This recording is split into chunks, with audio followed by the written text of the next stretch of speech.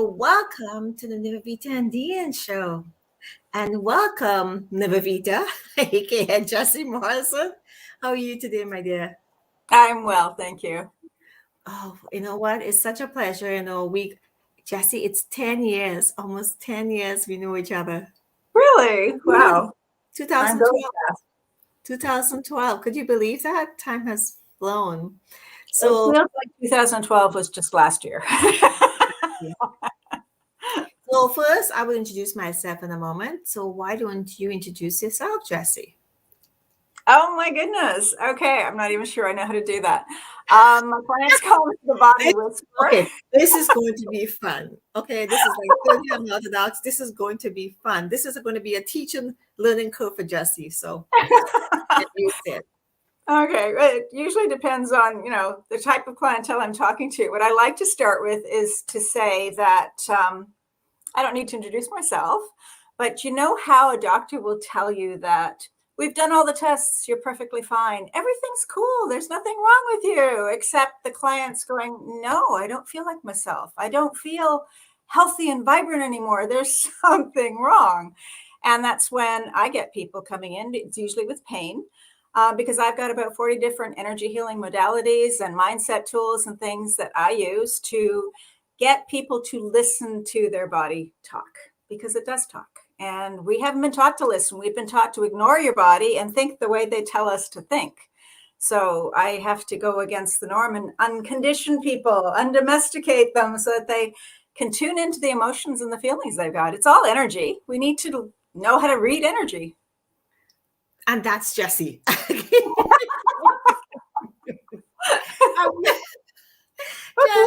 I've never heard anybody do that introduction, but you know what? You should market that because in that you introduce yourself, you didn't say your name, but you tell everybody what you do and you work with energy. Thank you so much. And for those who may not know me, my name is Dianne Ojar. Of course, I've known Jessy for about 10 years. We did some NLP together and the therapy and so forth. We had so much fun. So we have a few modalities. She's a healer. I'm a healer in different modalities, but definitely at the end of the day, she does a lot more with the body than you could imagine. So let's have some fun with that.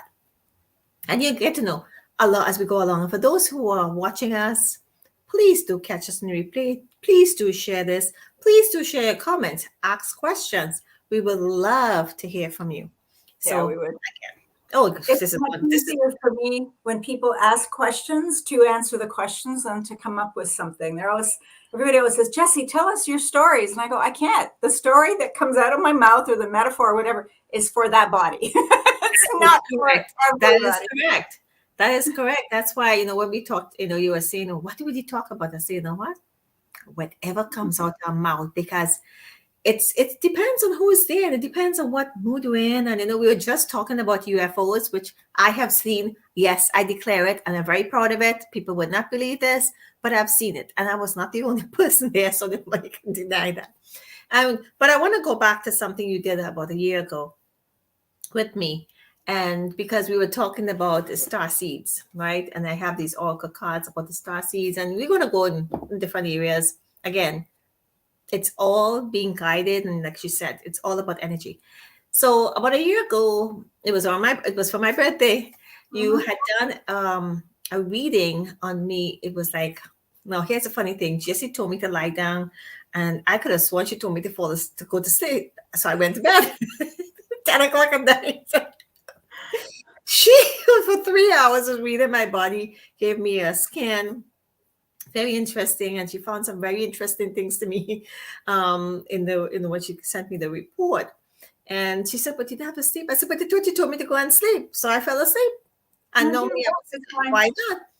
When I do it in person on the massage table here, most people will fall asleep. It's like they go almost into hypnosis, but I'm not hypnotizing them. It's just their conscious mind lets go, and then the unconscious mind starts to bring forward stuff that they've been repressing all this time. So it's always fascinating because our souls have been everywhere. Okay, yeah. We happen to be embodied in this lifetime in this 3D beautiful organism that's a miracle. And your body has so many stories and traumas and That's a whole nother story. We did a 3-part series it's on YouTube. So we did a 3-part series about that. So if you want to catch it, I'll put it in the comments later on when we did the body talk. So let's talk about, first of all, let's talk about star seeds. What are star seeds in the first place? And I'm going to give you the whole screen for this one, Jess. Oh, the whole screen? Oh, cool. The whole screen. What are star seeds? Well, it's my understanding that our souls have traveled through all the different solar systems, the galaxies, the cosmos, and there are planets that we have stopped on the way, like bus stops. And we pick up different personality traits there or knowledge there and allow ourselves, when we come to this planet here, for whatever reason we've come here, to be able to draw on some of that information. So star seeds, there are about 21 different titles that we have given people. There are also people who we call earthers, who originated here on Earth. And they're very attuned. The Aboriginals, the North Americans, they have a way of communicating with the planet, with the earth, of being able to touch a plant and know if it's safe for you to eat, or if it's medicinal, or if it is poisonous, or which animals. They have the ability to open up their senses. And we have lost that over time. We have been so domesticated and conditioned to live this city life, which totally disconnects us from nature.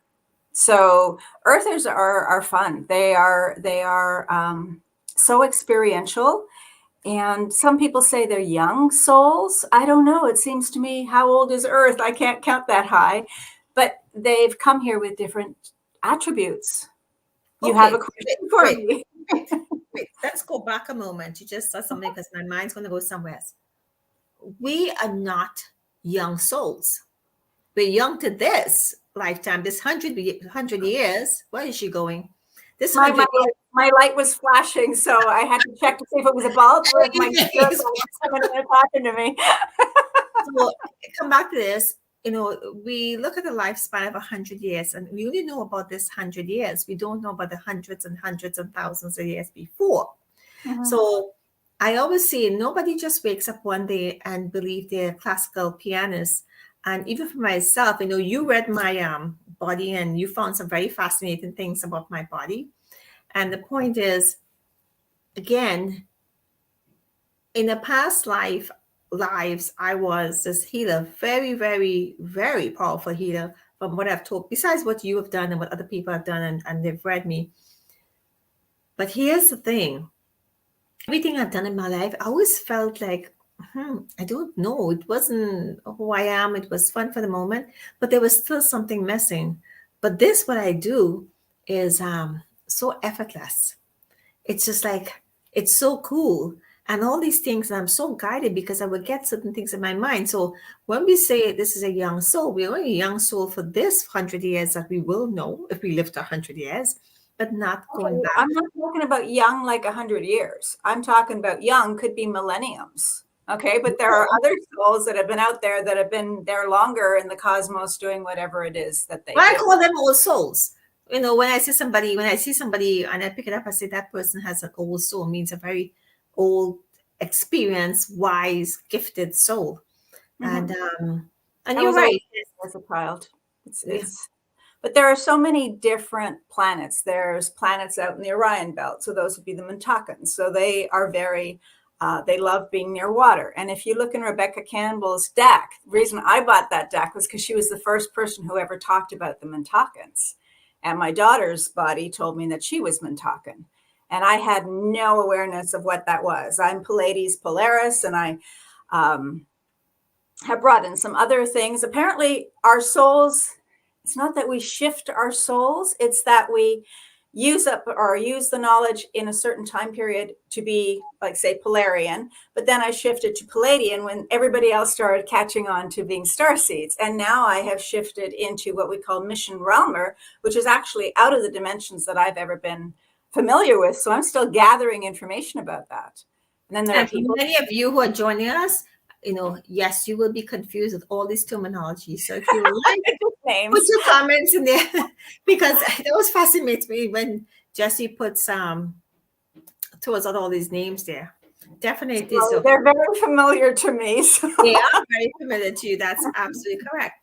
When you had said something earlier, I just want to shift a little bit because many people here who are joining us and now and in the replay, many of them are business owners. And we were talking about business a little bit earlier, and you said to me something very fascinating, which I didn't realize or probably knew or didn't remember, about what business and the blockages with business. And you said it has a lot to do with being a female too as well. Oh, okay. Yes. So Well, explain that for me. on this earth, the feminine has been, I would like to say, obliterated many times over throughout all of the different generations. Now, that's an interesting, my theory on that is the draconian energy came through. Like people, reel back, Jessy. There's the divine feminine, there's the divine masculine. When they work together, they are this beautiful unit, and we are in touch with everything. And we take care of each other. The male energy holds a container so that we can create. Okay. Something came and split the earth, took the divine masculine and feminine apart. So really, men have no mentors of divine masculine. We've had to live with that domineering, brutish kind of energy. And the feminine, in order to be safe, has dropped a lot of the feminine attributes. We tried to prove that we're as strong as men. We tried to prove that we can do everything they can do. And in that way, we had to emancipate ourselves during the 1920s, 30s, to say that we can work just as hard because we had no money. When a woman got married, her land and everything was sold off to that male energy. So we weren't allowed to be in business. Okay, there was everything in society that worked sort of against the female. We were allowed to breed and make more children. We were allowed to work really hard on the farms, but the government would take away the land unless we were married, and it said that we could inherit or our eldest son could inherit. So there's a lot of weird stuff that's happened on the planet. I wouldn't blame men for it. I actually blame some sort of exterior influence on that. Because when the guys lost the divine feminine, they lost how to be divine masculine as well. Okay, and other men would shame them for having some female attributes, for being soft-hearted or tender or cry. And so, yeah, when we start looking at society that way, it's really, really complicated. But what I know growing up is the fact that, men are supposed to be the breadwinners, women are supposed to be the nurturers, and speak when you're spoken to women. The boys have to go out there and do what they have to do to take care of the family. And, for many people may or may not know this, is that when you first have sex, yes, I said the word sex, and, as an embryo, not a fetus, an embryo is all female. Mm-hmm. It's all female, right, to begin with. So then absolutely. So that's why men can't live without the women. That's number one. That's just my little joke. But apart from that too is when you're looking at a lot of you have a lot of cards, I have a lot of cards, and it's amazing some of the information that they always talk about the feminine energy, the feminine. And the feminine, believe it or not, whether we're speaking, because, I was a male in the past, you were a male in the past, you were male, female, male, who knows, right? To begin with.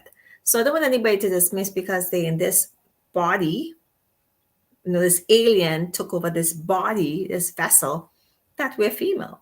But that's why we have certain qualities that we can do some masculine things. So we may look a little bit masculine. And you know what?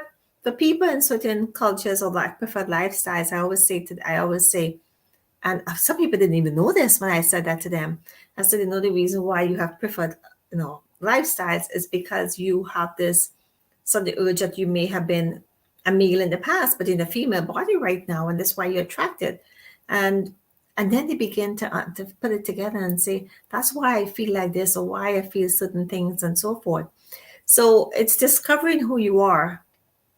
But what we're talking about is taking it to another deeper level. If you really want to find out who you are, you should connect with Jessy and have a session where your body will talk to you. The thing about it is we have to speak our truth, and we have to stop hiding from behind this, because we don't know what this is. We're still learning about this. And by the time we start to learn about this, we're dead. And then we go on to the next one. And then you wouldn't remember anything about this until you might go, I mean, I may reincarnate or come back as another soul, but in a different body. I could be a baby, I could be a plant, I could be something else.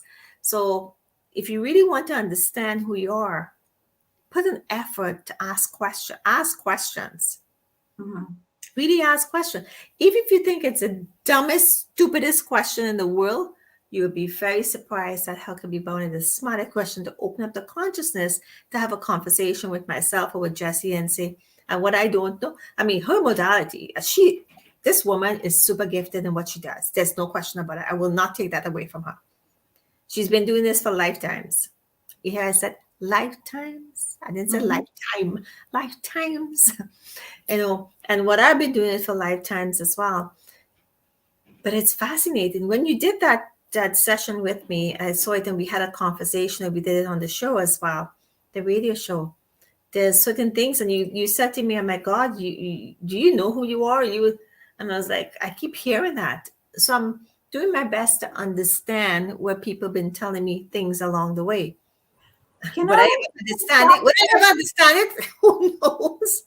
You're saying you're trying to understand, which means you're trying to filter it through the brain.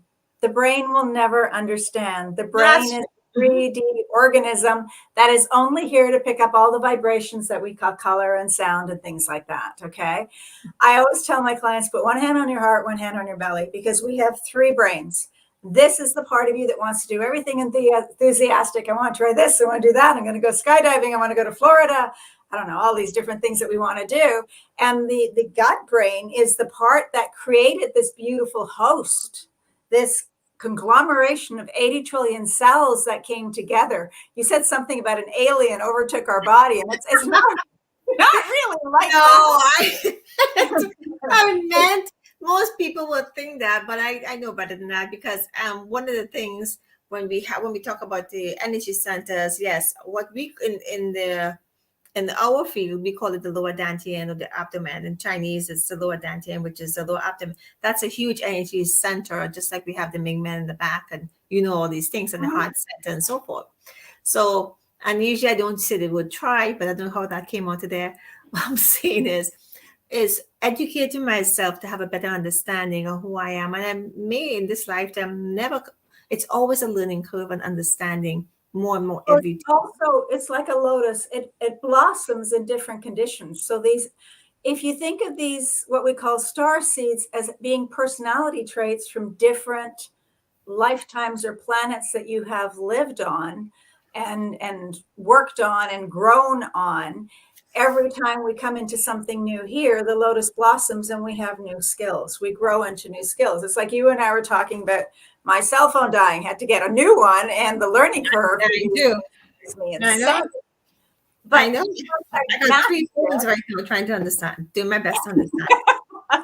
Once I've mastered it, it'll be so easy. But so all of these different attributes. Another thing about the star seeds that I think I would have to listen to your soul profile again, but I probably talked about what gateways you're walking through.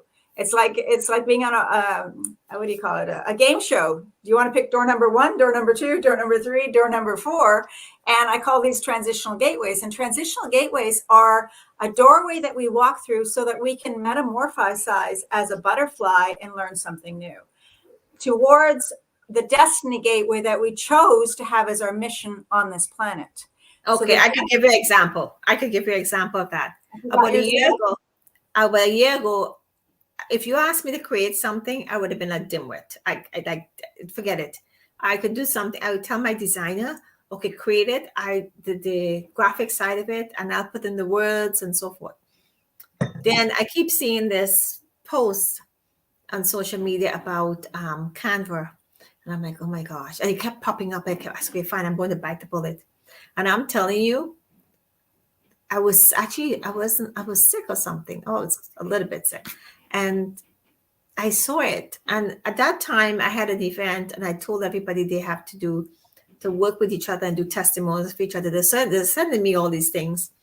And I said, you know what? Let me just play with it. So I started to create posts and with their testimonials and so forth. And within 3 hours, I didn't feel sick because my focus was different, was somewhere else. And that was the beginning of me and Canva. And now I create everything on Canva. I know we were talking about everything. So when I was like, okay, where did you come from? But I understand that had to happen for me to move on, because that was one of my weaknesses. That thing that scared me most, because like, how I'm going to get this done. I can't, if I want to whip something up, I can whip it up now. But before, I had to wait and the pen, I had to pay for, and I whip up a lot of things. So that was the beginning of party. I was very creative in the past. But hey, say what? I'm just shuffling the cards to pull a card. Can I interject there for a minute? You said you were sick or sort of sick. What you were was resistant to going through the gateway to learn Canva. Once you went through the gateway, the sickness was gone. Yeah, well, I know for me, whenever I get sick, like I have been for the past few months, because I'm also purified, I'm also going for my Guanyin lineage holder, which is, if you know about Guanyin lineage holder certification and the transmission, that is major. And I have to learn this. Well, with Guanyin's name, it's like 88 Buddha names. I have to sing it in a certain way and so forth. And I have been sick throughout the whole classes, all the classes still. And the testing is the end of the month. But here's the thing that's been happening. There's a lot of things that have been happening, and I'm not dismissing it. I'm actually embracing it, because at the same time when it happened in October for another reason, and then I had an allergic reaction to some spray that triggered this thing off. My body has been going through purification, massive purification. I'm talking about massive purification. And I was like, okay, I embrace it. So these things, I know whenever I do get sick, look out. It's like a lioness is going to be coming out, and watch out, because she's one. Yeah, it's like going into a cocoon and giving your body. Jessy, what? Show me the card. What? Did you see it? Well, I can't do it. Oh, the portal. We're talking about gateways. That's pretty cool. Oh my God. How ironic that just popped up there. You just said the word about the doors opening. So I'm talking about portals. So okay, I'm going to read. It's very short, so I'm going to read it. Okay. So it said portal, doors are opening. You decide rewards wild card. And you can probably interpret it more for us. See, you never know what's coming here and having fun. And there's my lovely. Hello, lovely. Oh, hello. Good morning. Hello. Good morning, Jessy. I don't know you. I'm Nivedita from Nice to meet you. I know she's a lady. We'll introduce you in a minute. Let's just read this. I don't know if you have this deck, Nivedita. This is the Starseed deck. Do you have the Starseed Oracle card? Anyway, so let me go to read this. So we were just talking about, sorry, the Starseed. No, I don't have those ones. Okay, so we were just talking about portals and gateways and so forth. So I'm going to read, and I just happened to pull a card. Just before I pulled the card, you were talking about this when I was sick and opening the gateway and so forth. So let me read it. So it said, doors are opening for you. And this, by the way, I pulled this card on behalf of everybody, not only me. Okay. So if you are on here right now, you're listening to the replay, this may I'm sure this will resonate with you some way, shape, or form. So the doors are opening for you. Your thoughts are extra powerful for you right now. Planets are aligning. The timing is right. The universe is saying, yes, you have the Midas touch. Your hard work is being rewarded. This is a time when you can reap the rewards for efforts made in the past. It's also a time when you can achieve a lot.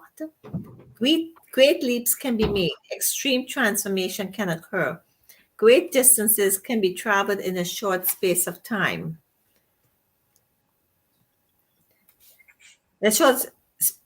Space of time. You're swimming with the cosmos, the cosmetic current of life.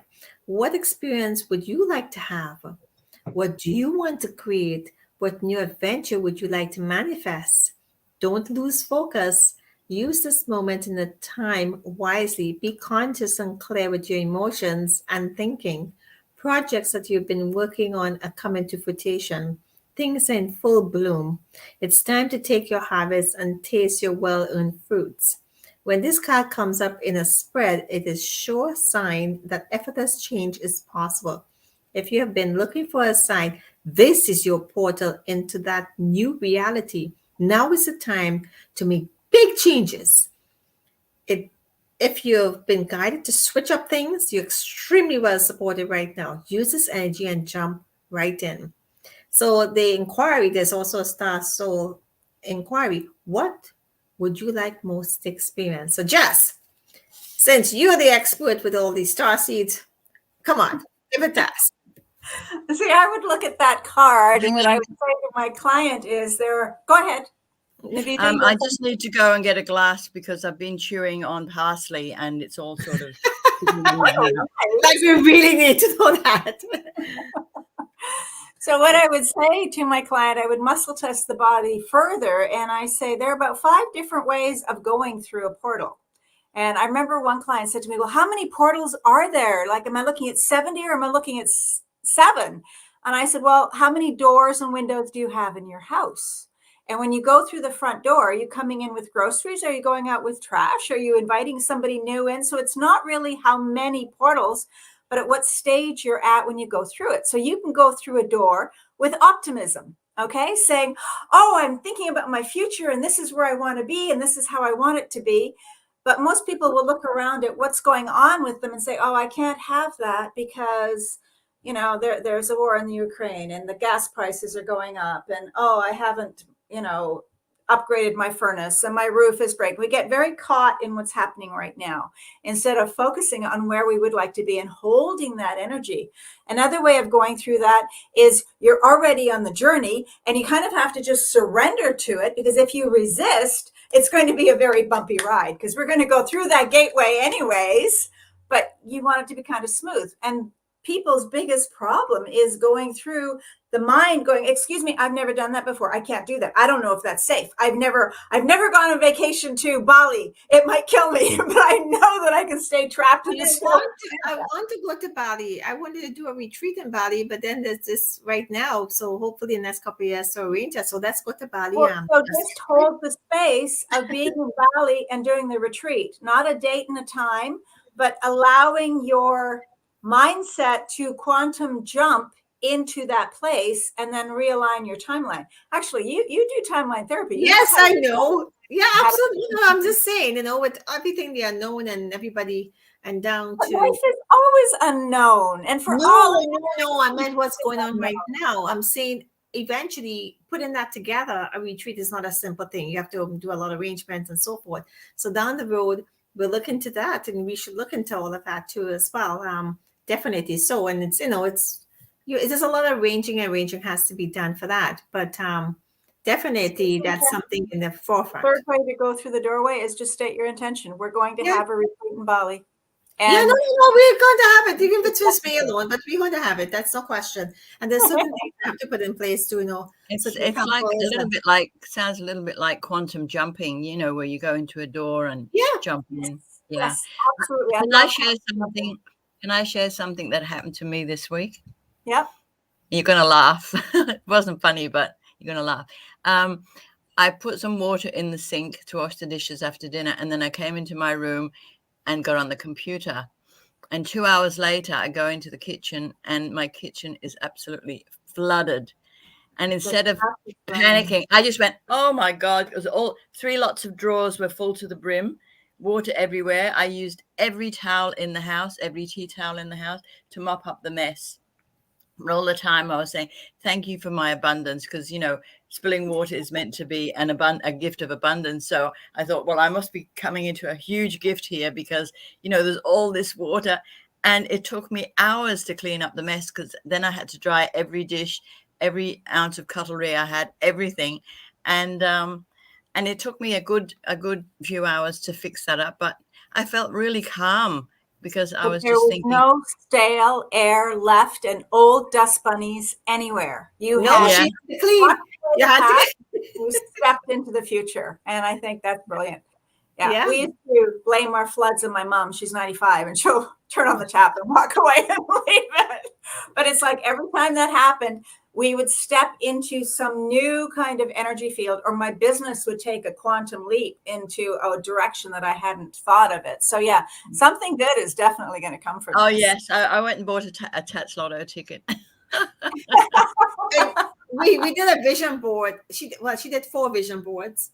And one of the vision boards, the first one she did, they have this lotto for $445 million. Wow. And that's on her vision board.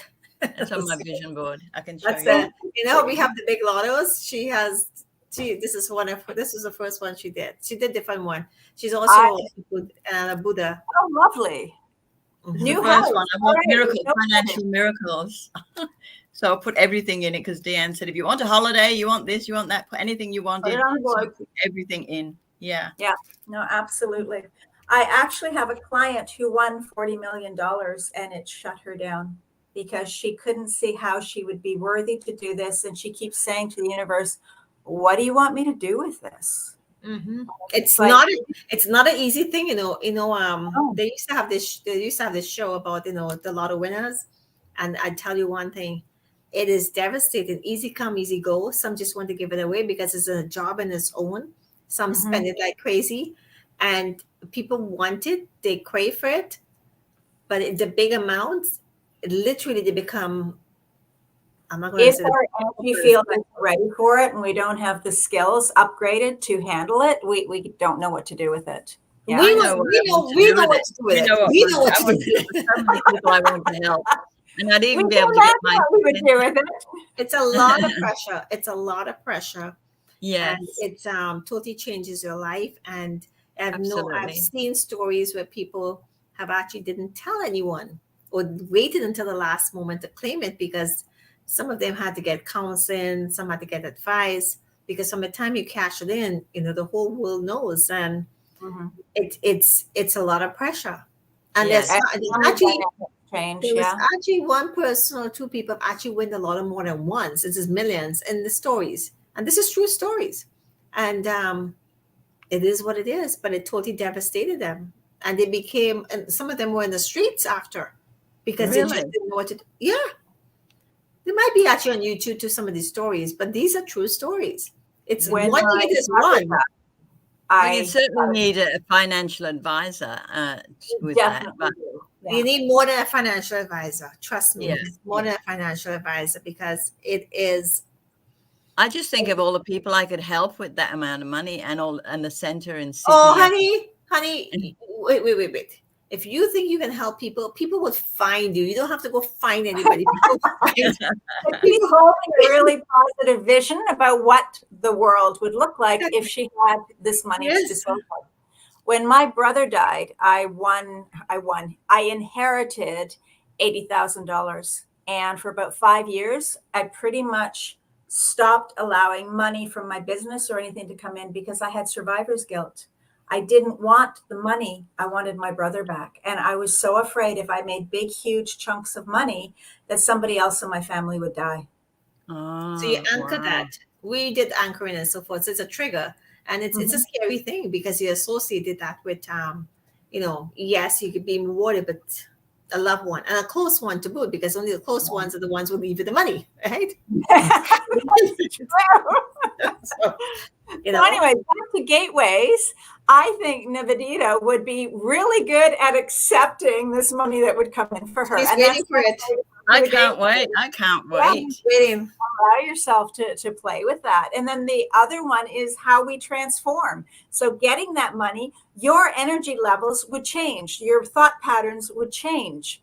Okay. And that's part of the transmutation and transformation of that. So it's absolutely. Bring it on. Bring it on. The funny thing is, I know she's going to call me first thing. Second of all, her husband is very good with money, so he's not going to tell. He handles the purse strings very tightly at the moment. No, but in his background, he's he was a financial.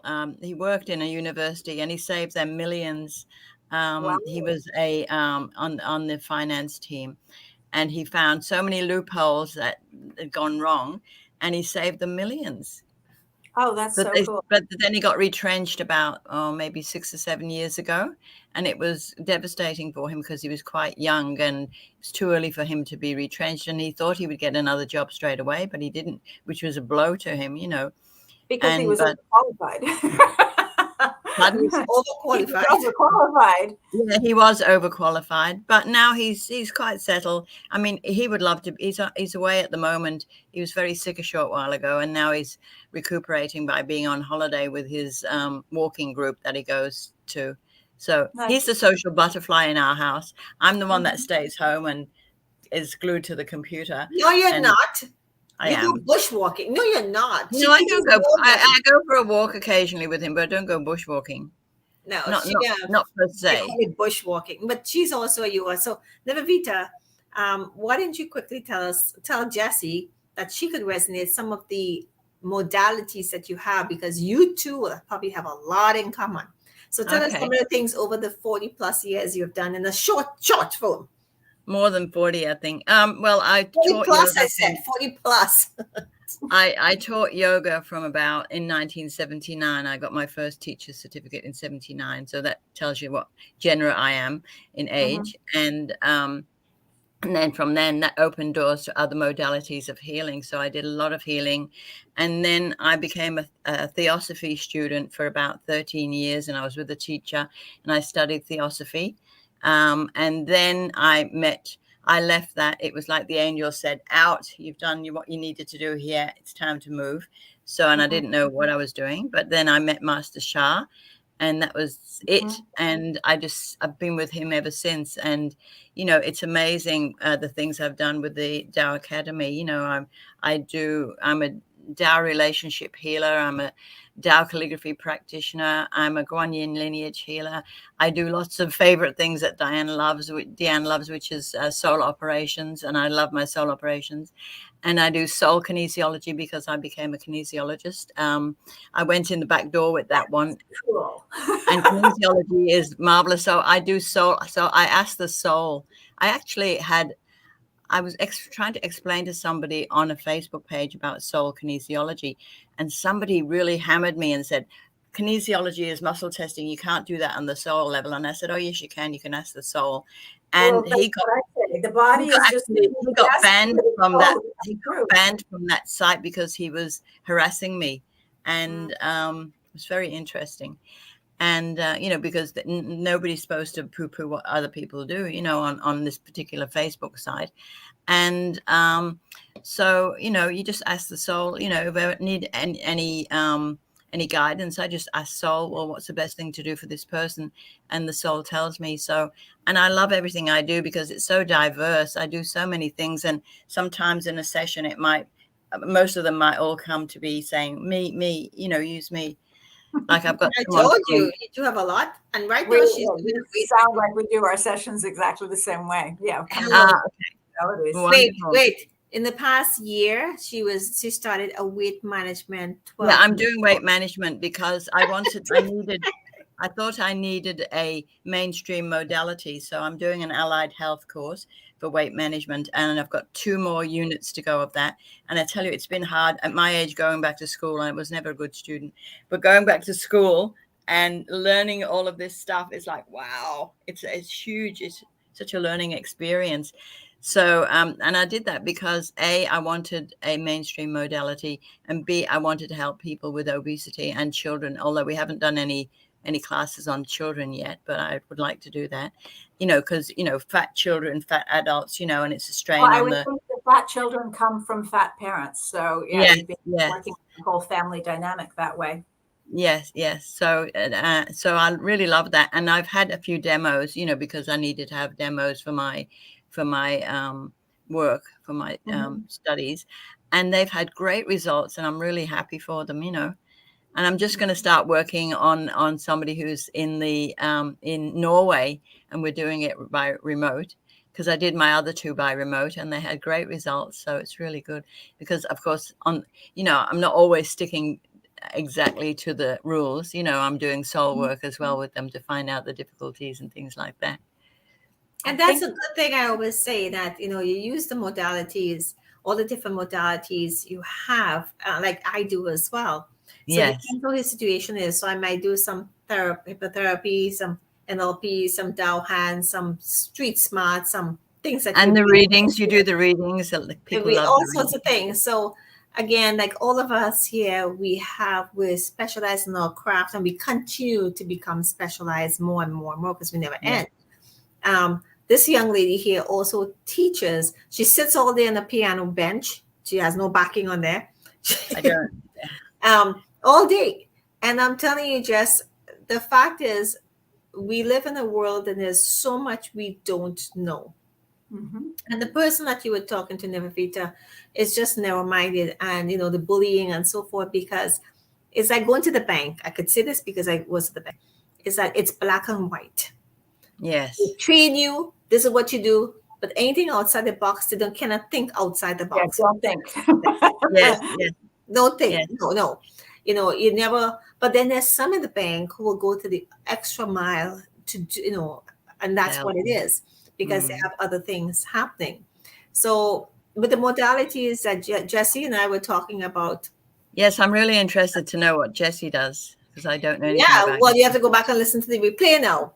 So, but you know that Jessy had done a session with me. Remember, I told you about the session last year when we do a session. We were looking into probably doing something on the business side, because we were talking about, just to recap briefly, the reason why a lot of people have struggled in business is because of the feminine side of it, the feminine energy, and so forth. So I agree, because I'm at the unit where it's all about business, and I'm like, it doesn't compute in my brain. See? You guys have a conversation now. The way we have it in our society is a very masculine construct, and it's meant to be a container. Men create from their mind, so we call it manifesting. Women create from the womb center. And it's a totally different alchemy. It's almost like we can weave threads of energy and create things this way. Yeah. And it's been taken out of our mindset. We've been trying to do it the masculine way. And I always say, why are we doing that? Because the energy from the head, when they measure it, is what, 4 inches? Boom. That's it. Why are we running a world on this energy when our heart energy goes, what? My heart math says 40 to 400 feet. And the womb energy, they haven't been able to measure. It goes around the world and beyond. They say we feel the sensations and thoughts of everybody in a radius of at least 35,000 miles. Well, the world is 45,000 miles in radius. So who are we not getting? The polar bears and the penguins? Or are we getting them too and they couldn't measure it? It sounds like the quantum field in Tao science, doesn't it? Yeah. Well, it's interesting you should say that. I never thought about it. The manifest, it comes from the man side. What do you call it? Womanifest? But the you know what? They say WOMBMAN. We dropped the B. We're women. Yeah. Womb men. We're men. Wow. That's a good way of putting it. Yeah. The other thing is, men think. I always say men think like this, women think like that. We do. Very much so. And we think like this and right? Well, a lot of people think men think differently and women think differently. That's a whole nother story. We have different brains. But the thing is, in one of the there's gestalts. We all know gestalts, and we have the chakras. So one of the things they talk about with the scorpion one is that the what we think here in the third eye side of it, it's illusion, and of course the crown is attachment. So when you talk about analogy in terms of men think here, it's an illusion in a sense too as well, because but you really have to feel for men. We love our men. Don't get me wrong. We love our men, but we have to have a better understanding about them, and don't be so hard on them, because they themselves are they're not doing their best to understand, but some of them are beginning to ask questions, and some of them don't know about, and I'm going to say this openly, they really have to learn how to love and have self-love, because most of them didn't feel that nurturing affection when they were growing up. Exactly. So if they don't have that self-love within themselves or felt that, how in the world are they going to love us? Well, and we want men to love us the way another woman would love us, and they can't do that. No, they can't. Jessy, that's another thing for another topic for another show. Okay, in a different way. I'm just kidding. Yeah, but definitely so, because they haven't felt that. And it's, now and then we wonder why we have to step back. And we have, us as, what we understand, we have to step back and say and speak our truth and said, listen, you have to work on yourself. I've had, as somebody I know, and I said, he said to me, he messaged me and said, I still have the notes about self-love. And I was like, where did you see that? Because I forgot completely. I told him about that you, a friend who was struggling because of high childhood trauma. And I said, you have to stop focusing on anniversaries of this, and go back about and figure out yourself who you are. Very caring person, who you are. Don't have any kids or anything, but who you are, to understand about life. And he's starting his spiritual journey a little bit now. He's a little bit more open, and he's not as angry as he used to be, or high strung as he used to be. Although he was one of those professional legal professionals, which again takes and sucks the life out of you, because you But also, learn to shut down. boys are told, as children, boys are told, don't cry, don't act like a girl. You feel like a girl. Everything was shamed if they brought out that more feminine. We have to have the masculine and feminine in us all the time. And our men, for generations and generations, were made into soldiers. They were taken at a very young age out of the home and told to stand upright, tummy in, and armor yourself, and don't feel anything. That's the only way we can kill each other, if we're going to do that. So they don't have even the basics of this. We give birth, okay? We create this birth, and all of this love comes out of us. The guys don't necessarily feel that. I mean, it wasn't even until the 1970s that men were, maybe 80s, that men were allowed in the birthing room where the wife was having a baby. So they had no connection to the child. Yes. And they had no way of expressing it. It's not their fault. It's our society. And it's the way they were brought up, definitely. My husband was the eldest of 7. So he ended up having a life of great responsibility, because, the eldest is always that responsibility is always put on the eldest child. Feeling aside. He had to do what he was told, and don't worry. Doesn't matter if you're happy or not. You have to do this. But yes, I mean, we're coming to that time, and we can talk about all kind of crazy stuff here. The other thing that for you became mother, father, everything, nurturer at a very young age. My mom took care of my brother and I. My brother was 7 years younger than me, so I was 7 years old, his mom. And I learned how. My mom didn't speak English. I did the bookkeeping when I was a child. I came home with my speller and taught her how to speak English. And then I became a single mother. So in that way, that cycle happened again. And I raised my 2 kids on my own and took in my mother when the doctor said that she won't live through the year. And I figured, okay, we got to do some healing here. This will be our year of hospice. And the other day, my daughter sidled up to the door and says, Mom, you said it would be a year. It's been 25 years. Laura has gone through a lot. Yeah, she's had quite the life.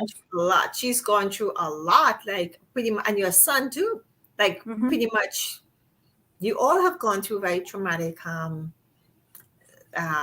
But that one we know, we understand, right? Like Ian wants to be a policeman because of the way he was raised with body talk and all this energy healing.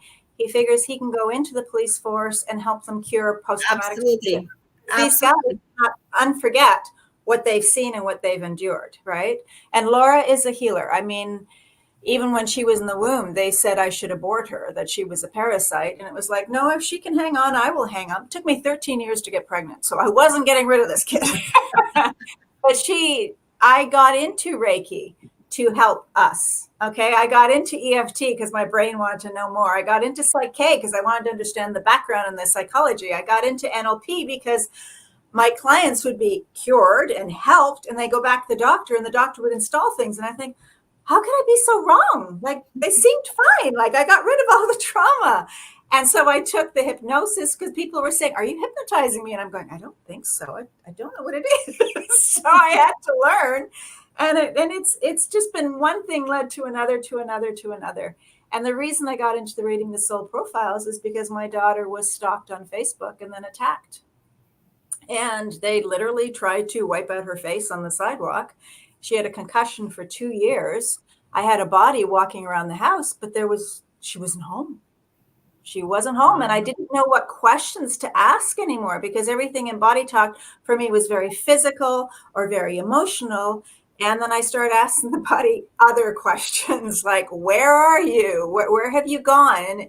And pretty much it came back, if this is what it's like to be on Earth, I don't want to be here anymore. So they'd gone AWOL, they disconnected. Yeah. The different parts of her. Yeah. It was absolutely a fascinating new way of moving things. And that was the same summoner. All my clients were coming in either abducted by aliens, having different helmets on their head. And I'm going, why am I getting these people? This isn't on my website. Who are they? But it was like, okay, I will just ask your body questions. You tell me everything we need to know and how we repair this and move forward. And yes. I love life. I absolutely love life now because it's so fascinating. And when I lived the life according to society before in pharmaceutical and did what I was told and was just another cog, I was withering. I was sick every day. That was me. A long time. Yeah. That was me. 18 years. And I literally called my manager one night and say, I can't do this anymore. But they had an idea. But it's because we're repressing ourselves, repressing and denying and repressing and denying. I'm manifesting myself out there. I'm manifesting myself out there. There's no question about that. Lovely ladies. Most illness is people repressing this expansive soul that we've got and trying to make it fit into this little cartoon that we're supposed to be living. Jess, where can people find you? Oh, easy. Actually, there's 2 ways. I am now on TikTok. Oh my God. Oh my goodness. Little tidbits for energy healing and clearing. And that sort of. I've seen some of them, Jess. Yeah. I've seen some of them. I've seen some of them. I've seen some of them. I must say I haven't joined TikTok yet. It's interesting. Although I did find when I saw some big companies do TikTok ads, I was offended because I find TikTok is kind of fun and light and amusing. It shouldn't be so serious. But it's interesting. But my website is www.jessymorrison.ca. So that's simple. It is that simple. Yeah, no fancy name or anything. So you were saying before, Jess, that you did EFT as well. I've done EFT as well. I got the videos, and now I use it as soul tapping. And that's what I do when I do a lot of my soul kinesiology. I use the soul tapping. Yeah, I like the way you phrase that. EFT, yeah. And there was another guy called, what was his name? His name eludes me, but he did faster EFT, and I really liked how he did that. And he's in America, I think, and he was very, very good. If I think of his name. Is that Dawson Church? Is that who his name was? Can't remember. No, it's something G. Jones, Robert G. Jones. Okay. And he does faster EFT, and I found that really, really effective because you don't have to tap everywhere. You just tap like this and then tap and that's it, Well, it's pretty much, we have to get the meridians moving. Exactly, I was going to say that. At the end of the day. When I'm tapping, I'm only tapping, when I'm using soul kinesiology, I'm tapping on the message center, the heart center, because that's where everything goes in and out, so good and bad. So tapping on that really makes it happen, which is really good for me. But I got a video on the thymus as well, because so many people as children realize that this world isn't what they thought it would be when they came here on their mission. And they kind of do what my daughter did. If this is what it's like here, I don't want to be here. And that starts an illness cycle like lupus or MS or whatever. So if we can remove that and change that decision, then they start revitalizing themselves and coming back. Yeah, that's called vivaxis, isn't it? Because vivaxis means you don't want to be on the planet. You want to be off. Stop the world. I want to get off. I actually got a video today. My sister sent it, and this guy said how you want to heal everything, and it's by simple, just not like this, but clap, just clap, clap, clap, because you're triggering off the meridians, the pressure points, and just clap for like 2 minutes with a smile, and it does stimulate everything because all the chakras are here, everything, the meridian lines. I also in one of my Reiki classes, it came to me that when I was raised Roman Catholic, in the name of the Father, the Son, and the Holy Spirit. Me But if too. I had explained it, you're opening up your third eye, you're tapping on your thymus, you're opening up the heart pericardium, you're gathering all the energy and bringing it into you. Oh my gosh, it would have been so much more logical. I didn't want to talk to ghosts, and I didn't necessarily, fathers were not a good thing for me. So God as a father was not the right mindset. Yeah, But I must say, I was brought up as a Catholic, and I didn't compute all of that. Even when I did pastoral care, I still didn't compute it. It just didn't feel right. I wasn't connected. Yeah, it was too much in the head. There wasn't. When I did my pastoral care, they talked about, oh, then you missed out on all the esoteric Christianity, and I said I probably did, but it's just that's the way it was meant to be. I just. Because I was brought up with fear of God rather than love of God, and that makes a huge difference. I remember at 12 years old when we ran away from my father, I wanted to find a church because our Catholic church barred the doors on my mother when we went there for sanctuary. And they told her to go back to her husband. Are they supposed to do that? Is that if you're not Catholic, they will do that. My mother was. She was Catholic. And she was the one who went to church every week. My dad never put his foot in that church, but they said you have to go home and forgive your husband. And I stood up to him, and this little 12-year-old. You mean divorce? What kind of divorce? And you don't leave your husband? We weren't divorced. She ran away and was looking for a place to stay. Okay, no, we I meant in the park for 2 weeks because she couldn't go back to our house. She couldn't go back to work. We couldn't go to school because he would find us. So we lived in High Park down in Toronto for 2 weeks until a policeman came and woke us up on the bench and said, you can't stay here. And he said, go back to your husband. And my mother was like, no. So he brought her a newspaper of want ads, and he showed her where some streets were on Bloor Street. And she went from door to door asking if they had a flat or a room that she could rent with my son or with my brother and I. And I remember people looking at my mom, looking at me, and looking at my son, my brother, who was 7 years younger than me, and saying, no boys. Or they'd say, go back to your husband. And then one door opened, and it was a nurse's uniform, a big, big, buxom woman. And I could see under the uniform, she had a pillow here. So she must have had a mastectomy. And I thought, here it comes again. She looked at my mom, she looked at me, and she looked at my brother. And she said, well, I was only going to rent one room, but come in with me. And maybe we can change the one bedroom into a kitchen, and you two can have this room. You can have the upstairs bathroom. And then she took us in the basement. She goes, but we're going to have to shower down here. And she had a pipe that was standing over her skid, and we showered there. She was a single mom herself and had raised 2 girls. And she took us in for 2 years till mom could find work and everything. And I found a job at 13 then. And she was my first, I would say my first angel. She was even I was going to say she was your first guardian angel. Yeah. Wow. Yeah. It was amazing. But yeah, the church, I was so angry at the church, but I went and interviewed the Protestant church, the Anglican church, and the Anglican minister called me a baptized Buddhist. And I remember running home to my mother and saying, I don't know what it is. I've done something terrible. And she had no idea. She didn't speak English. She didn't know what that was either. And it wasn't until I was in my 30s and I went, oh yeah, I guess I was, because that's where all my philosophies and everything instinctively from my soul came from. Right? I know I should have been. I'm a Buddhist really at heart. Yeah. I know that. Yeah. So I actually grew up Presbyterian, but I went to Catholic elementary school, convent. I actually had the nurses. Nuns actually teach me, and they were old at the time. And Sister Magdalena, she was a sweetheart. She had this dog. I forget the dog's name now, Sammy. And yes, we used to go in the chapel. So I grew up with and the rosary and all those things like that. It was all my sisters, and they went to the same. We didn't go to the Presbyterian school. We went to the Catholic school, and then of course as they went to high school, different places. But I still went to Catholic school. So I get what you guys are saying. It's so different, but lovely ladies. It's that time. So Jess, again, just tell us where you can find you, please. JessyMorrison.ca. And Nivedita, where they could find you, since I didn't put up my virtual healing center at .com.